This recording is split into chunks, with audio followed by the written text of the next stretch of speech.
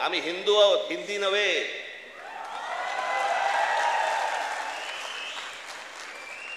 पण हिंदुत्वाच्या बुरख्या खालून जर समजा तुम्ही माझी मराठी संपवायला येणार असाल, माझ्यासारखा कडवट मराठी तुम्हाला सापडणार पण नाही. हा संपूर्ण हिंद प्रांत आमच्या हातामध्ये असावा. बाहेरच्यांनी येऊन आमच्यावरती इथे सरकार स्थापन नाही करायची. आम्ही कोणी गुलाम नाही आहोत. 56 इंचाची तुम्ही पण छाती बाहेर काढून फिरा. हा महाराष्ट्र आहे, तुमच्या बापाचा महाराष्ट्र आहे. परत कोणी जर महाराष्ट्रामध्ये वेडं वाकडं वागायचा प्रयत्न केला, माझा महाराष्ट्र सैनिक त्याचा गाल आणि त्याचा हात या सगळ्या गोष्टींची युती झाल्याशिवाय राहणार नाही. भाषा कोणतीही वाईट नसते, कधीच वाईट नसते. जगातली कुठची भाषा वाईट नसते. हिंदी ही काही वाईट भाषा नव्हे. आमच्यावर लादणार असाल, नाही बोलणार जा.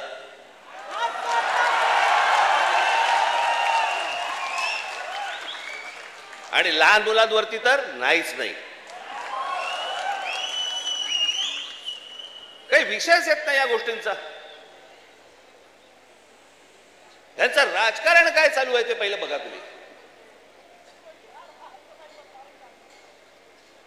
हे या सगळ्या गोष्टी मी तुम्हाला आत्ताच सांगतोय. मी माझ्या पत्रामध्ये पण दिलं होतं, आम्ही हिंदू आहोत, हिंदी नव्हे.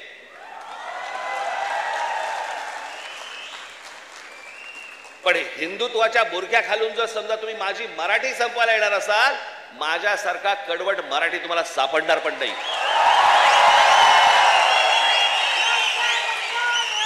हिम्मत असेल तर हात लावून दाखवा तुम्ही. आणि हे सगळं षडयंत्र तुम्ही नीट समजून घेतलं पाहिजे. षडयंत्र मुंबईला जर हात लावायचा असेल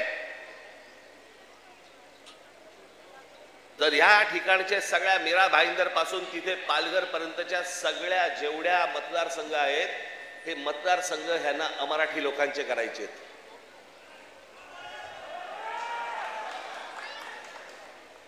मी गेले 20 वर्ष मी ओरडून ओरडून बोंबलून सांगतोय, ही नुसती माणसं येत नाही आहेत. हे नुसते इमारतीमध्ये माणसं येत नाही आहेत. इमारती उभ्या राहतात आणि बाहेरची माणसं येत आहेत. इमारती उभ्या राहतात आणि बाहेरची माणसं येत आहेत. नुसती माणसं नाही येत आहेत, हे मतदारसंघ बनवत आहेत. हे मतदारसंघ बनवून तुम्हाला हटवणार, तुम्हाला लांब लांब फेकून देणार. उद्या हे काय सांगणार, अरे बघा ना, आमचाच खासदार, आमचेच आमदार, आमचेच नगरसेवक, आमचाच महापौर. असं करून हे मुंबईपर्यंत पोहोचणार. आणि हा अख्खाच्या अख्खा पट्टा हा सगळा गुजरातला मिळवण्यासाठीचे सगळे खटाटोप सुरू आहेत. हे आज नाही, हे पूर्वीपासून सुरू आहेत. पूर्वी त्यांनी तर जाहीररित्या सांगितलं होतं, पण आता कसं आहे, आता हे लपून छपून हळूवार पद्धतीने या सगळ्या गोष्टी सुरू आहेत. हे काय षडयंत्र हे आपण नीट ओळखा, हे समजून घ्या. हा सहज आलेला माज नाही.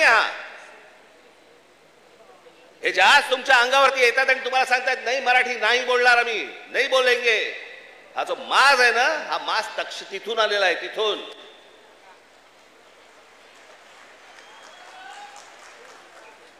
आज तुमच्याकडे काही लंब चौडं भाषण करण्यासाठी नाही आलो.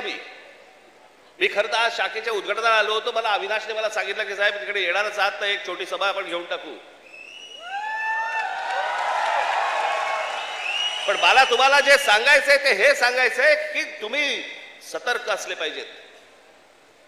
आज काहीतरी प्रकरण उसळलं आणि आज काहीतरी उघडलं म्हणून आज आम्ही जागे व्हायचं, उद्या त्याच्यानंतर आम्ही झोपून जायचं आणि मग बाकीचं सगळं पोखरलं जातंय. भुसभुशीत जमीन असते ना, घुशी तिकडे होतात, खडकामध्ये घुशी नाही होत. तुम्ही खडकासारखे टणक असले पाहिजेत. महाराष्ट्राची तुम्ही भक्कमपणे बाजू उभी केली पाहिजे. महाराष्ट्र काय हा तुम्ही समजून घेतला पाहिजेत. मी जे सतत तुम्हाला जे सांगत असतो ना, 1400 वर्ष राज्य केलेला हा महाराष्ट्र या प्रांतावरती. मी अनेकदा बोलत आलो, तुम्हाला सांगत आलो की ह्याला पर्शियन लोक ह्याला हिंद प्रांत म्हणत. छत्रपती शिवाजी महाराजांची घोषणा पण काय होती? हे हिंदवी स्वराज्य व्हावे ही नव्हती, हे हिंदवी स्वराज्य व्हावे ही होती. या हिंद प्रांतावरती आमची सत्ता असावी. हा संपूर्ण हिंद प्रांत आमच्या हातामध्ये असावा. बाहेरच्यांनी येऊन आमच्यावरती इथे सरकार स्थापन नाही करायची. आम्ही कोणी गुलाम नाही आहोत. या प्रांतावरतीचा अधिकार कोणाचा असेल तो आमचा आहे. आणि 125 वर्ष या मराठेशाहीने जे राज्य केलं, ज्याला आपण म्हणतो ना अटके पार आम्ही झेंडे फडकवले. अटके पार झेंडे फडकवले म्हणजे काय? आजही मला असं वाटतं पाकिस्तानच्या वायुव्याला नैऋत्यला तो अटक नावाचा किल्ला आहे, त्या किल्ल्यावरती भगवा ध्वज फडकला. ते अटक किल्ला, तो अटके पार झेंडे फडकवले आम्ही. तिथपर्यंत पोहोचले होते मराठे. तो महाराष्ट्र हतबल आहे. तो महाराष्ट्र यांच्या समोर हात पसरतोय. आम्ही भिका मागायच्या आम्हाला न्याय द्या म्हणून. तुम्ही या महाराष्ट्राचे राजे, तुम्ही या महाराष्ट्राचे मालक. बाकीची माणसं बाहेरून आली, ती तुमच्यावरती रुबाब करणार आणि आम्ही हतबलतेने त्यांच्या समोर बोलणार, अरे नहीं नहीं भाई साहब ऐसा मत. का?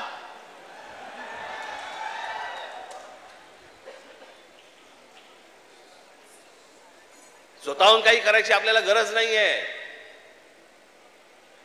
पण जर अशा प्रकारे माज घेऊन जर समजा कोणी अंगावरती आला, ठेचायचा म्हणजे ठेचायचाच.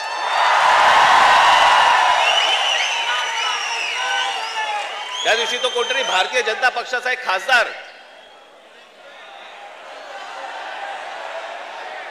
कोणतरी दुबे नावाचा,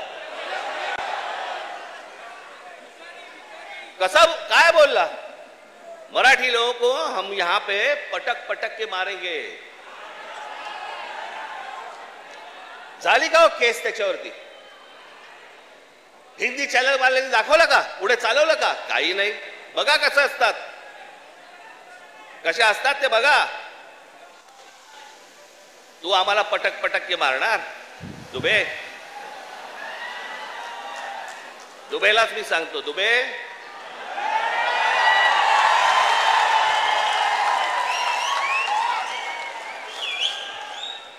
तुम मुंबई में आ जाओ.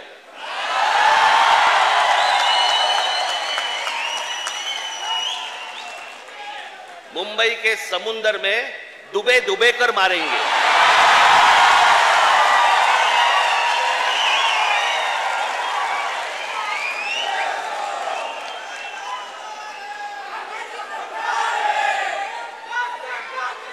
त्याला हिम्मत होते बघा कशी.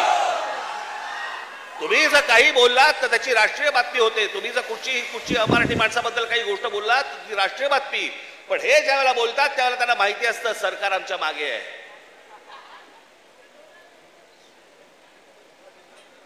कारण सरकारच जर समजा या गोष्टी इथे लादत असेल तर या लोकांची हिंमत तर वाढणारच आहे. एक गोष्ट त्या दिवशी मी सांगितली, पुन्हा एकदा सांगतो, तुमची सत्ता असेल ती लोकसभेमध्ये आणि विधान भवनामध्ये. आमची सत्ता रस्त्यावरती आहे, रस्त्यावरती. काय नाही. 56 इंचाची तुम्ही पण छाती बाहेर काढून फिरा. हा महाराष्ट्र आहे, तुमच्या बापाचा महाराष्ट्र आहे. परत कोणी जर महाराष्ट्रामध्ये वेडा वाकडं वागायचा प्रयत्न केला, माझा महाराष्ट्र सैनिक त्याचा गाल आणि त्याचा हात या सगळ्या गोष्टींची युती झाल्याशिवाय राहणार नाही.